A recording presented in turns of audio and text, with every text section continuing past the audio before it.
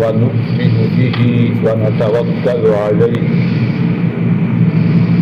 ونعوذ بالله من شرور أنفسنا ومن سيئات أعمالنا من يهده الله فلا مضل له ومن يضلله فلا هادي له وأشهد أن لا إله إلا الله وحده لا شريك له وأشهد أن محمدا عبده ورسوله صلى الله عليه وسلم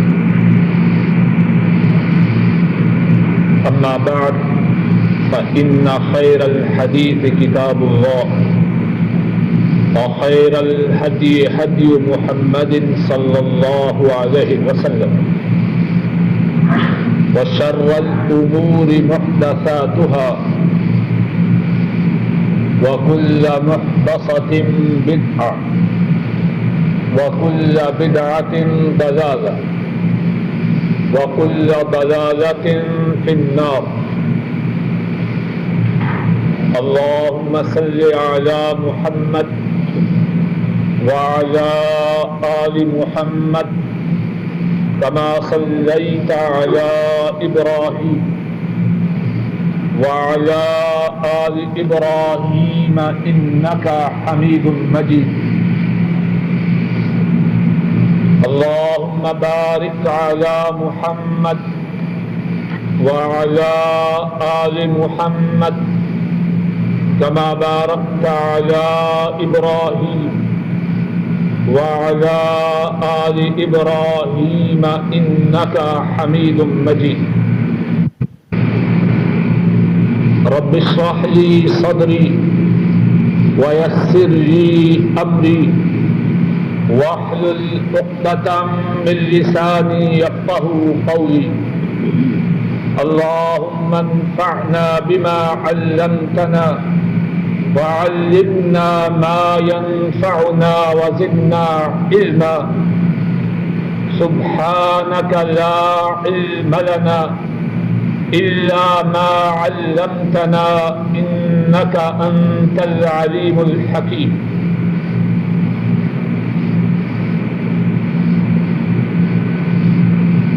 آج اللہ کی توفیق سے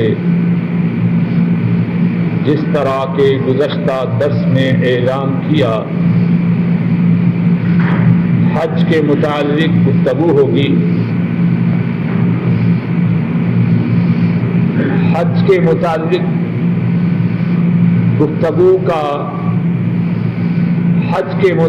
گفتگو اس کے کئی گوشے ہیں، کئی پہلو ہیں اور کتنی ہی جوانب ہیں. میں نے اللہ کی توفیق سے مناسب سمجھا کہ آج کے درس میں حج کے متعلق جو گفتگو ہو وہ اس انداز سے ہو کہ امام الانبیاء قائد المرسلین رحمت دو عالم صلی اللہ علیہ وسلم آپ نے جو حج ادا فرمایا اس حج کی کیفیت کو مدینہ طیبہ سے نکلنے سے لے کر مدینہ طیبہ واپس آنے تک بیان کیا جائے. اور اس سلسلے میں حدیث کی کتابوں میں بہت سی روایات ہیں اور ان روایات میں غالباً سب سے مفصل جو روایت ہے وہ حضرت جابر بن عبداللہ رضی اللہ تعالی عنہما کی بیان کردہ حدیث ہے. آج کے درس میں ہم اسی حدیث کو پڑھیں گے اور اس کے ساتھ ساتھ جو اضافات دوسری روایات میں آئے ہیں ان کو ذکر کروں گا، اور اس کے ساتھ ساتھ اللہ کی توفیق سے حضرت جابر رضی اللہ تعالی عنہ ان کی بیان کردہ روایت میں جو باتیں ہیں، جو مسائل ہیں، ان کا مختصر طور پہ ذکر کروں گا، اور اس روایت کی ابتدا کرنے سے پہلے یہ بات عرض کروں کہ رسول کریم صلی اللہ علیہ وسلم مکہ مکرمہ سے ہجرت کرنے پہ مجبور کیے گئے۔ آپ کو اس بات پہ مجبور کیا گیا کہ آپ اس شہر کو چھوڑیں جو شہر اللہ کو اور آپ کو تمام شہروں سے زیادہ محبوب، تمام شہروں سے زیادہ عزیز اور تمام شہروں سے زیادہ پیارا۔ مدینہ طیبہ تشریف لائے، لیکن دل میں یہ تڑپ رہی، دل میں یہ ولولہ رہا، دل میں یہ جذبہ رہا کہ اللہ اپنے گھر کا دیدار کرنے کی سعادت عطا فرمائے۔ ہجرت کے 6 سال حضرت صلی اللہ علیہ وسلم 1400 صحابہ کی معیت میں عمرہ کرنے کے لیے مکہ مکرمہ کی طرف روانہ ہوتے، حدیبیہ کے مقام پہ پہنچتے ہیں جو مکہ مکرمہ سے چند میل کے فاصلے پر ہے، اور اب بھی ہم اگر مکہ سے جدہ کی طرف نکلیں تو راستے میں ایک مقام الشمیسیہ آتا ہے، اسی کے قریب حدیبیہ کا مقام، وہاں پہنچتے ہیں۔ قریش مکہ کو اطلاع ہوتی ہے، وہ اس بات کا عزم کرتے ہیں کہ محمد صلی اللہ علیہ وسلم اور آپ کے ساتھیوں کو عمرہ کرنے کی اجازت نہیں دیتے۔ قصہ طویل ہے، بات کا خلاصہ یہ ہے، حضرت صلی اللہ علیہ وسلم قریش مکہ سے معاہدہ کرتے ہیں، اور اس معاہدہ کے مطابق مسلمان اور مسلمانوں کے امام حضرت محمد مصطفیٰ صلی اللہ علیہ وسلم عمرہ کیے بغیر مدینہ طیبہ واپس پلٹ جاتے ہیں، اور معاہدہ میں یہ طے پاتا ہے کہ آئندہ سال مسلمان بیت اللہ میں آئیں گے اور 3 دن تک مکہ میں قیام کریں۔ 7ویں ہجرت میں، ہجرت کے 7ویں سال حضرت صلی اللہ علیہ وسلم اسی معاہدہ کے تحت عمرہ کے لیے اپنے صحابہ کی معیت میں تشریف لاتے، عمرہ کی ادائیگی کے بعد واپس پلٹ جاتے ہیں۔ اللہ کی قدرت، اللہ کی حکمت، ہجرت کے 8ویں سال وہی مکہ جہاں سے آپ کو نکلنے پہ مجبور کیا گیا، اسی مکہ میں آپ فاتحانہ حیثیت میں داخل ہوتے ہیں۔ ہجرت کے 9ویں سال رسول مکرم صلی اللہ علیہ وسلم صدیق ابو بکر رضی اللہ تعالی عنہ ان کی معیت میں، ان کی امامت میں، ان کی قیادت و سیادت میں مسلمانوں کی ایک جماعت کو بیت اللہ کے حج کے لیے روانہ فرماتے ہیں۔ اب ہجرت کا 10واں سال پہنچ چکا ہے، اور رسول کریم صلی اللہ علیہ وسلم نے ابھی تک ہجرت کے بعد کوئی حج نہیں کیا۔ حضرت صلی اللہ علیہ وسلم حج کرنے کا ارادہ فرماتے ہیں، اعلان ہوتا ہے کہ حضرت محمد مصطفیٰ صلی اللہ علیہ وسلم حج کے لیے روانہ ہو رہے ہیں۔ جو مسلمان اس قافلہ مقدسہ میں شریک ہونا چاہیں وہ مدینہ میں حاضر ہو جائیں۔ مسلمان مرد، مسلمان عورتیں اور مسلمان بچے آپ کی امامت میں، آپ کی قیادت میں حج کے سفر پر روانہ ہونے کے لیے مدینہ طیبہ جمع ہوتے۔ حضرت جابر رضی اللہ تعالی عنہ کی حدیث جو صحیح مسلم میں ہے، اس روایت میں اسی مقام سے بات کی ابتدا ہوتی ہے۔ حضرت جابر رضی اللہ تعالی عنہ وہ فرماتے ہیں، ان رسول اللہ صلی اللہ علیہ وسلم مکث 9 سنین لم یحج۔ حضرت صلی اللہ علیہ وسلم مدینہ طیبہ میں 9 سال تک ٹھہرے۔ آپ نے ان 9 سالوں کے درمیان کوئی حج نہ کیا۔ ثم اذن فی الناس فی العاشرہ ان رسول اللہ صلی اللہ علیہ وسلم حاج۔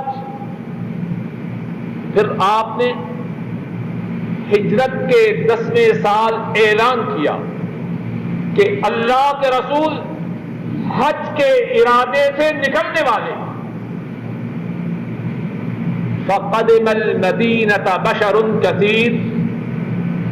حضرت جابر فرماتے ہیں مدینہ طیبہ میں بہت سے انسان آ پہنچے، اور بعض روایات میں ہیں آنے والے وہ بھی تھے جو سوار ہو کے آئے، اور جو سواری کا بندوبست نہ کر سکے وہ پیدل ہی پہنچ گئے۔ اور بعض روایات میں یہ ہے کہ آپ کے ساتھ شریک حج ہونے کے ارادہ سے نکلنے والے ان میں عورتیں بھی تھیں اور بچے بھی تھے۔ پر ایسا کیوں نہ ہو، جس قافلہ مقدسہ کا امام، جس قافلہ مقدسہ کا سربراہ وہ ہو جو تمام کائنات کے انسانوں کا امام ہے، اللہ کی مخلوق میں سب سے اعلیٰ و افضل ہے، ان کی قیادت میں کون مسلمان ہے جو حج کرنے کا جذبہ اپنے سینہ میں نہ رکھے؟ کلہم یلتمس ان یأتم برسول اللہ صلی اللہ علیہ وسلم ویعمل مثل عمل۔ حضرت جابر فرماتے ہیں ان میں سے ہر ایک اس بات کی جستجو میں ہے۔ مجھے افسوس ہے کہ اس حدیث کی تصویر نہ کی جا سکی، وگرنہ اگر حدیث کے الفاظ آپ کے سامنے ہوتے تو نسبتاً زیادہ فائدہ۔ انشاءاللہ آئندہ درس میں، کیونکہ یہ حدیث لمبی ہے اور آج کے درس میں شاید ختم نہ ہو سکے، تو آئندہ درس میں انشاءاللہ کوشش کریں گے کہ حدیث پڑھنے کے ساتھ ساتھ آپ خود بھی اس کو پڑھیں۔ کلہم یلتمس ان یأتم برسول اللہ صلی اللہ علیہ وسلم ویعمل مثل عمل۔ یہ جو انسانوں کا اتنا بڑا اجتماع ہوا اور انہوں نے آپ کی امامت میں حج کرنے کا جو رغبت تھی، اس کے پس منظر میں کیا بات تھی؟ حضرت جابر فرماتے ہیں وہ سب اس بات کے چاہنے والے تھے، اس بات کے متمنی تھے کہ حضرت صلی اللہ علیہ وسلم کی اقتداء کریں۔ اور جیسے آپ عمل کریں ویسے ہی وہ عمل کریں. فخرجنا معه. حضرت جابر فرماتے ہیں ہم رسول مکرم صلی اللہ علیہ وسلم کے ہمراہ مدینہ طیبہ سے نکلے. اور بعض دوسری روایات میں ہے کہ یہ دن جس دن آپ حج کے ارادہ سے مدینہ طیبہ سے نکلے یہ ہفتہ کا دن تھا اور اس دن 26 ذو القعدہ تھی. اور آپ کے نکلنے کا جو وقت تھا آپ نے ظہر کی نماز اپنی مسجد میں پڑھی اور ظہر کی نماز کے بعد حج کے لیے روانہ. اور یہاں اس بات پہ بھی غور کیجیے کہ اللہ کے فضل و کرم سے آپ کی زندگی کے لمحات کس طرح محفوظ ہیں. صحابہ نے آپ کے اعمال کو، آپ کے افعال کو اور ان اعمال و افعال کے اوقات کو اور ان اعمال و افعال کی جگہوں کو محفوظ رکھا اور پوری ایمانت و دیانت سے امت تک پہنچایا. حتی اتینا ذی الحلیفہ. مدینہ طیبہ سے نکلے ذو الحلیفہ میں پہنچے اور ذو الحلیفہ مدینہ طیبہ سے چند میل کے فاصلے پر ہے. بعض بیان کرتے ہیں کہ مدینہ طیبہ میں اور ذو الحلیفہ میں 6 میل کا فاصلہ ہے. اور یہ جو مقام ہے آج کل اس مقام کو ابیار علی کے نام سے یاد کیا جاتا ہے. آپ ذو الحلیفہ میں آئے، عصر کی نماز پڑھی، رات کو یہی قیام فرمایا. اب اسی مقام پہ کتنے واقعات ہوئے، ان میں سے ایک واقعہ اسی روایت میں ہے فولدت اسماء بنت امیس محمد ابن ابی بکر رضی اللہ تعالی عنہم اجمعین. حضرت ابو بکر رضی اللہ تعالی عنہ ان کی زوجہ محترمہ اسماء بنت امیس ان کے ہاں اسی مقام پر بچہ پیدا ہوا اور اس کا نام محمد تھا. فارسلت الى رسول اللہ صلی اللہ علیہ وسلم. اسماء نے رسول کریم صلی اللہ علیہ وسلم کی طرف پیغام بھیجا کیف اصنع، میں کیا کروں. حج کے ارادے سے نکلی ہے، ابھی ذو الحلیفہ پہ پہنچی ہے، بچہ کی ولادت ہوئی ہے. کیف اصنع، میں کیا کروں. حضرت صلی اللہ علیہ وسلم نے ارشاد فرمایا اغتسلی، غسل کرو، واستسفری بثوب، خون نکلنے کی جگہ پر کپڑا رکھو، واحرمی، اور احرام باندھو. ساتھ ساتھ جو مسائل ہیں وہ بیان کرتے جائیں. یہ جو واقعہ ہے اس میں کتنی باتیں ہیں. پہلی بات جو میں پہلے بھی عرض کر چکا ہوں کہ مسلمانوں میں آپ کی امامت و قیادت میں حج کرنے کا کتنا جذبہ تھا. اسماء رضی اللہ تعالی عنہا جو حج کے لیے نکل رہی ہیں، عام حالات میں ایسی کیفیت میں نکلنا معمولی بات نہیں. ولادت کا وقت قریب ہے، دنوں کا فرق ہو سکتا ہے، لیکن آخری ایام ہیں. لیکن آپ کی امامت و سیادت آپ کی قیادت میں حج کرنے کا کتنا ولولہ، اپنی حالت و کیفیت کو بھولی ہوئی۔ دوسری بات اس واقعے میں ہے کہ اگر کسی عورت کے ہاں بچہ پیدا ہو اور ابھی وہ نفاس کی حالت میں ہو، ابھی انہی دنوں میں ہو جن دنوں میں عورت نے نماز نہیں پڑھنی، تو کیا وہ حج یا عمرہ کا احرام باندھ سکتی ہے یا نہیں؟ جواب یہ ہے اس کے لیے احرام باندھنا درست ہے۔ اور طریقہ کیا ہے؟ غسل کرے، خون نکلنے والی جگہ پر کپڑا رکھے اور احرام کی نیت کرے۔ فصلى رسول الله صلی اللہ علیہ وسلم فی المسجد، رسول کریم صلی اللہ علیہ وسلم نے مسجد میں نماز ادا فرمائی۔ ثم ركب القصوى، پھر آپ اپنی اونٹنی پہ سوار ہوئے جس کا نام قصوى تھا۔ حتى إذا استوت به ناقته على البيداء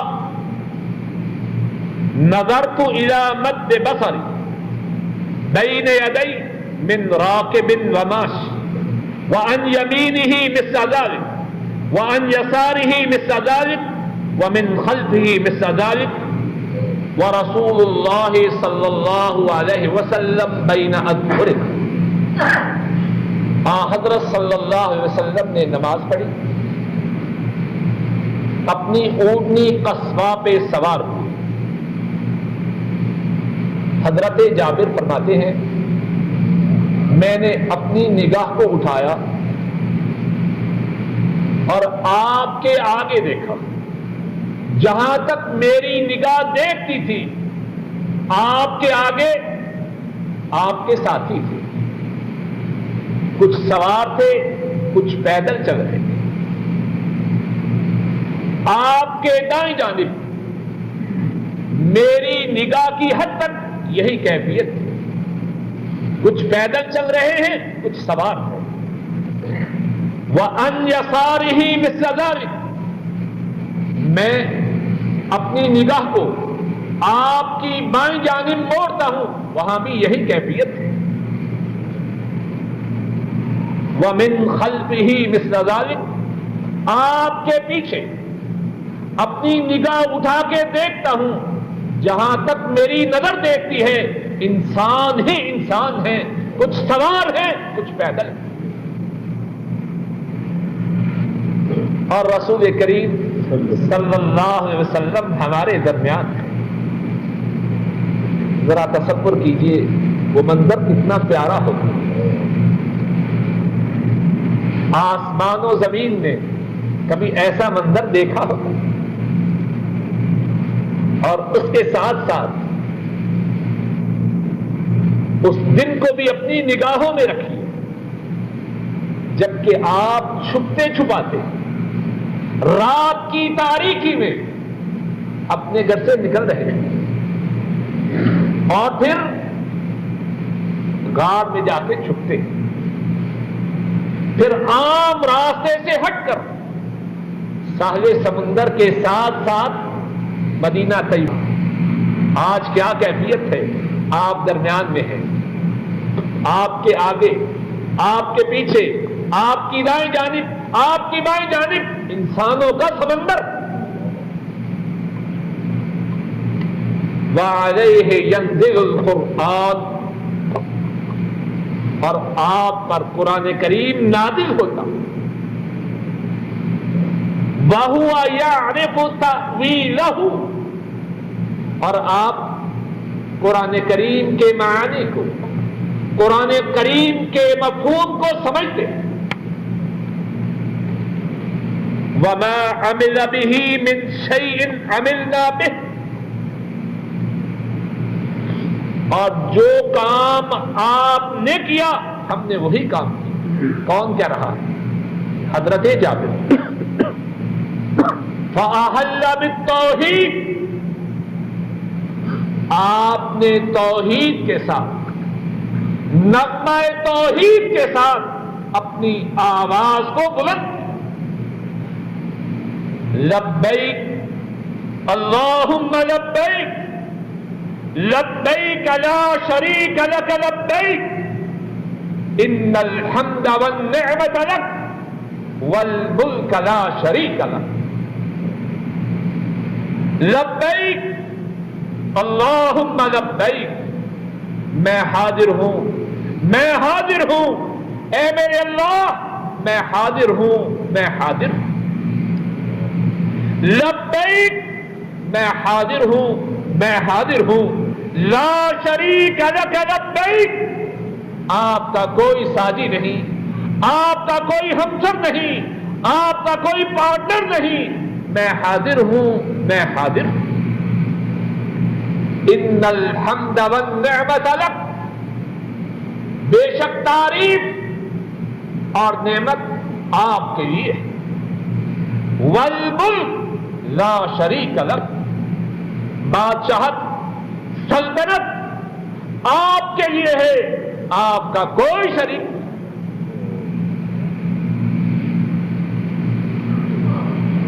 یہاں تک حضرت جابر کا جو بیان ہے اس میں بھی کتنی ہی باتیں ہیں۔ ایک بات تو یہ ہے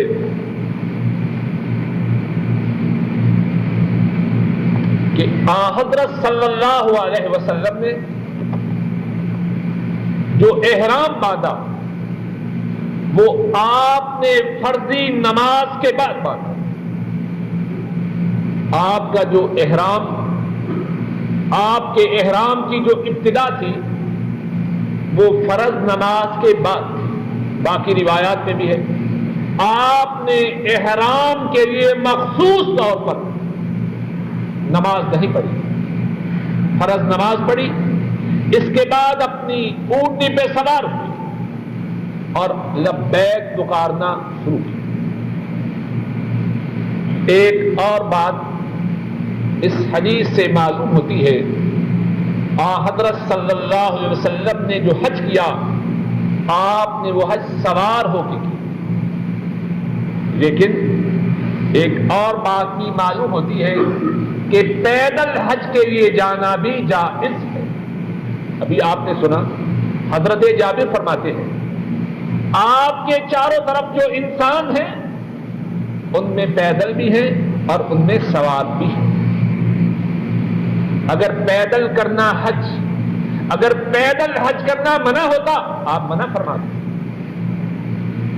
پیدل حج کرنا بھی درست ہے، سوار ہو کے حج کرنا بھی درست ہے، لیکن دونوں میں سے کون سا حج افضل ہے اللہ اعلم۔ علماء کی اس بارے میں مختلف آراء ہے، شاید میرے خیال میں افضل حج وہی ہو جو رسول کریم صلی اللہ علیہ وسلم نے خود کیا۔ پیدل حج کرنا درست ہے، لیکن رسول کریم صلی اللہ علیہ وسلم کا حج سوار ہوگا۔ اور پھر ایک بات یہ بھی ہے کہ جب لبیک پکارنا ہے تو بلند آواز سے لبیک پکارنا ہے۔ احرام کا باندھنا، لبیک کا پکارنا، اسی قسم کے جو دیگر مسائل ہیں، رمضان شریف میں عمرہ کے متعلق جب ہم نے گفتگو کی تو تفصیل سے ان باتوں کو اللہ کی توفیق سے بیان کیا جا چکا ہے، اور وہ درس شاید 2 قسطوں میں تھا۔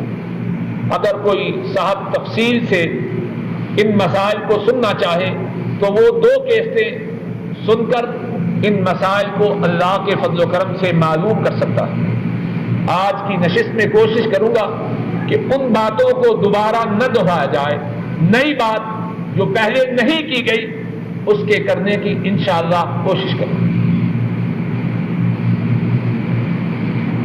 اور پھر اس حدیث میں حضرت صلی اللہ علیہ وسلم نے لبیک کہتے ہوئے جو الفاظ فرمائے ان کا بھی ذکر.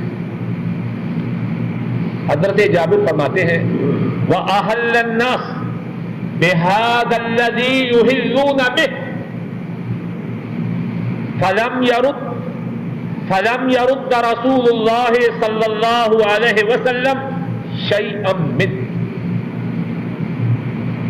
وَلَزِمَ رَسُولُ اللَّهِ صَلَّى اللَّهُ عَلَيْهِ وَسَلَّمَ تَلْبِيَتَهُ.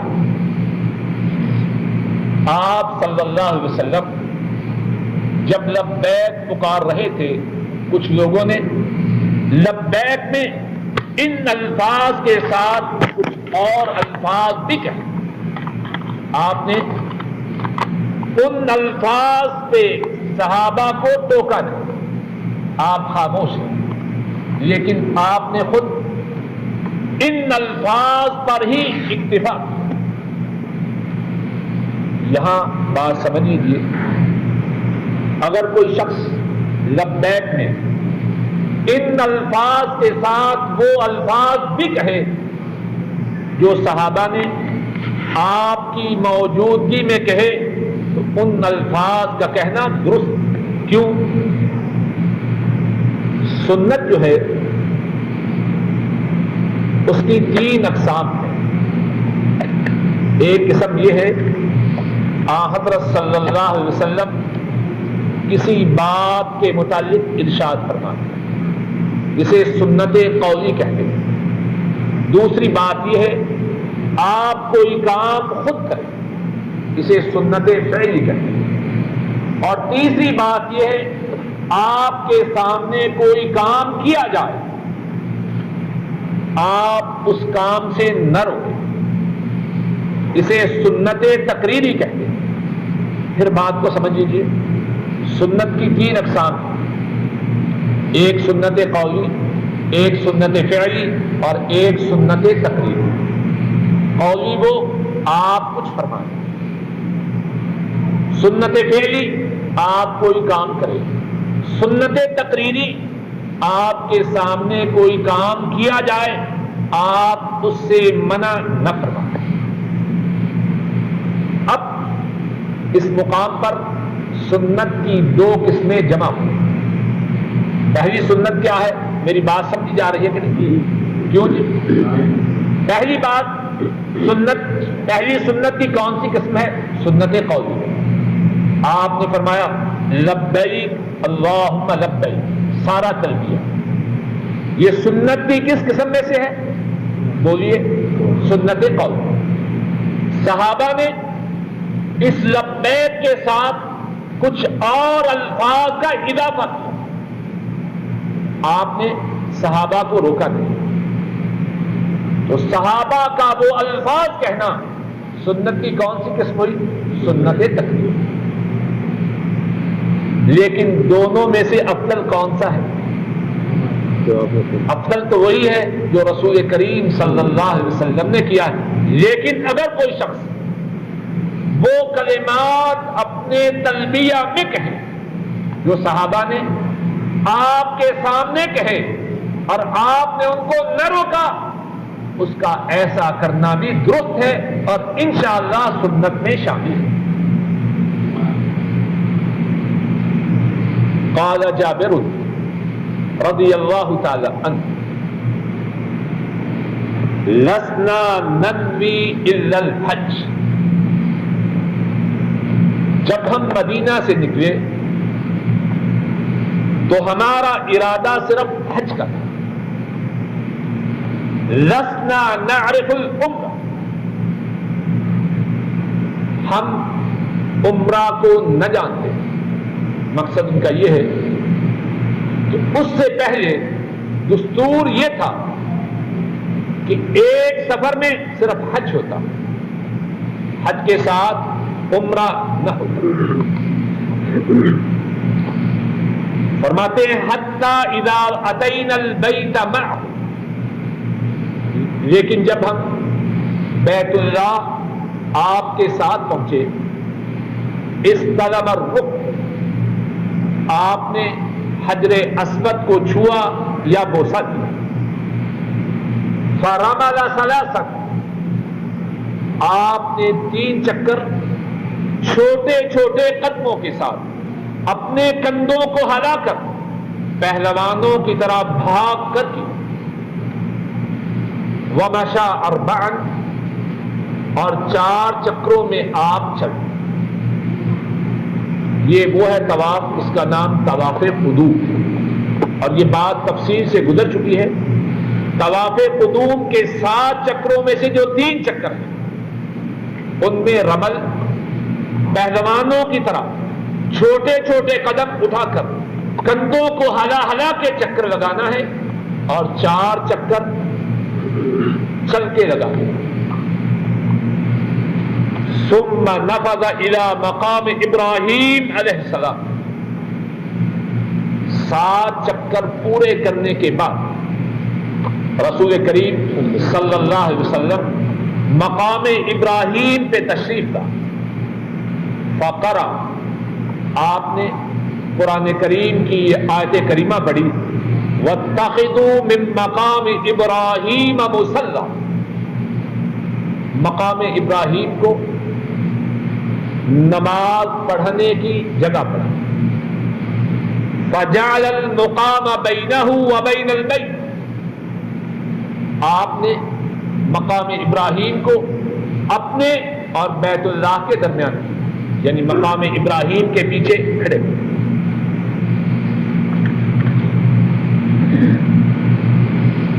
اور آپ نے مقام ابراہیم کے پیچھے 2 رکعت پڑھی. ایک رکعت میں قل هو اللہ احد اور دوسری رکعت میں قل یا ایھا الکافرون پڑھی.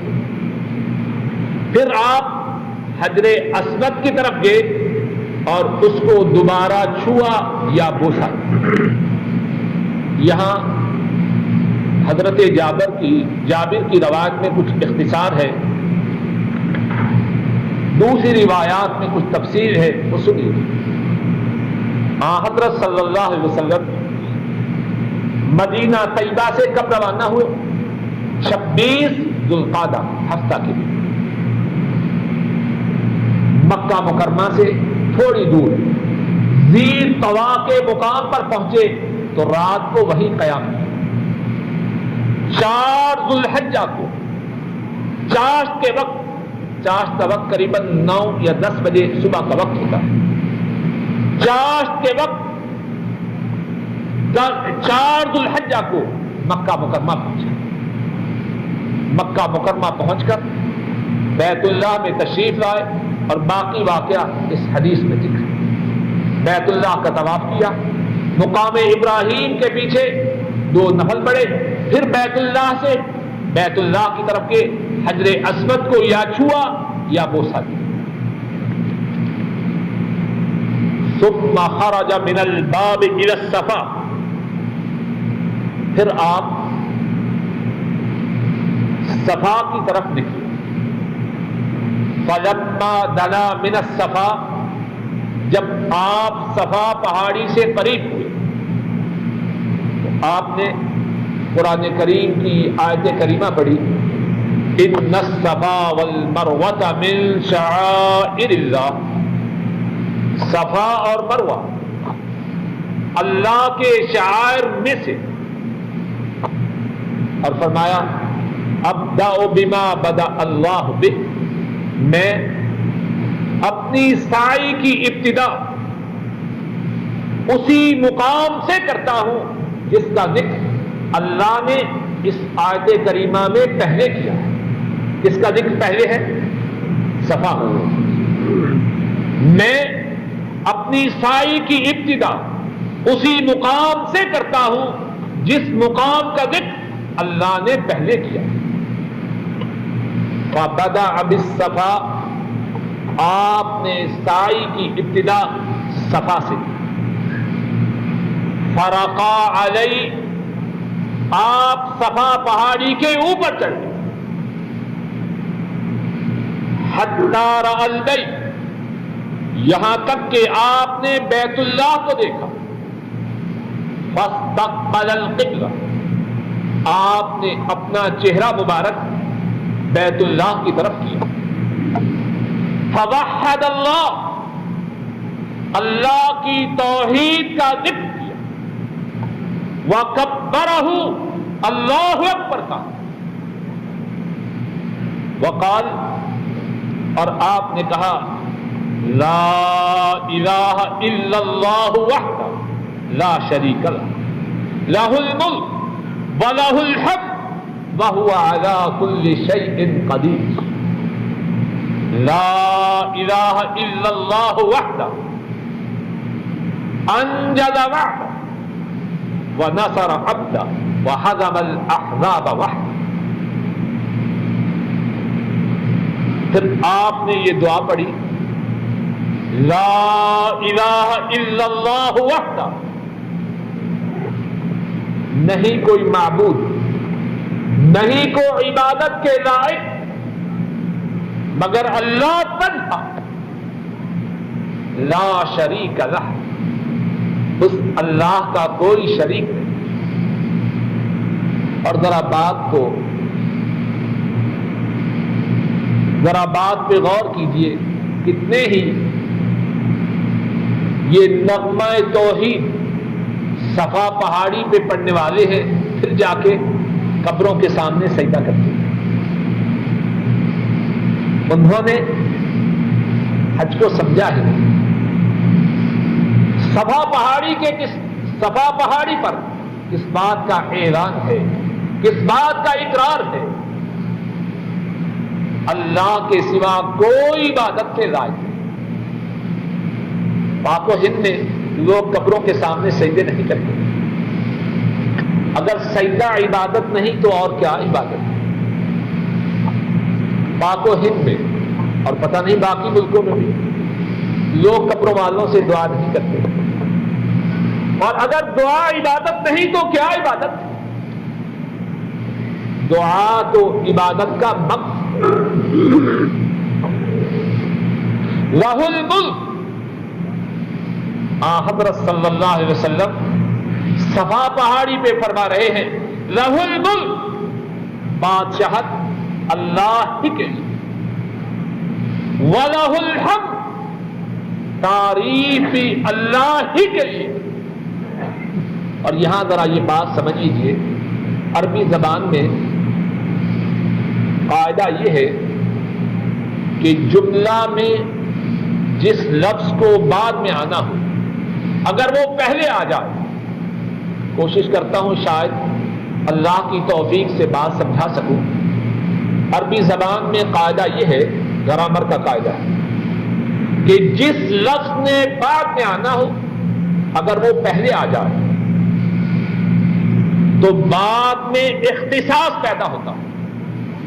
ابھی مثال دیتا ہوں، ایاک نعبد، اصل میں یہ لفظ یہ تھا نعبدو کا، ہم تیری عبادت کرتے ہیں، لیکن جو کاف بعد میں ہے وہ پہلے آیا، ایاک نعبد، اصل میں جو کاف ہے عربی زبان میں بعد میں آتا ہے، یہ مفعول بھی، ایاک نعبد معنی بدلتے، صرف تیری ہی عبادت کرتے، دونوں معنوں میں کچھ فرق ہے کہ نہیں؟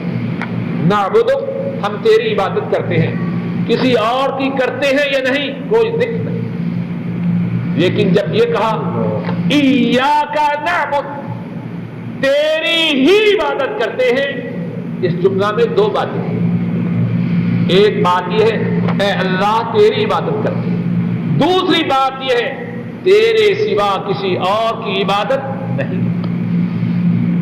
اب جو الفاظ ہمارے ساتھ لہ الملک، اصل میں یہ جملہ اس طرح تھا الملک لہ، بات سمجھی جا رہی ہے کہ نہیں؟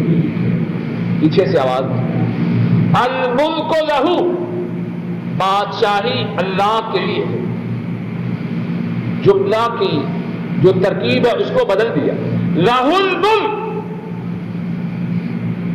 بادشاہی صرف اللہ ہی کی، اللہ کے سوا حقیقی طور پر کوئی قوت و اقتدار کا مالک نہیں۔ اور سیدھی بات ہے، اگر کوئی قوت و اقتدار کا مالک ہوتا جو زمین کے نیچے مٹی کے اندر نہ دبایا جاتا. ہے کوئی ایسا حاکم, ہے کوئی ایسی قوت و اقتدار والا جو زمین کے اندر نہ جانے والا؟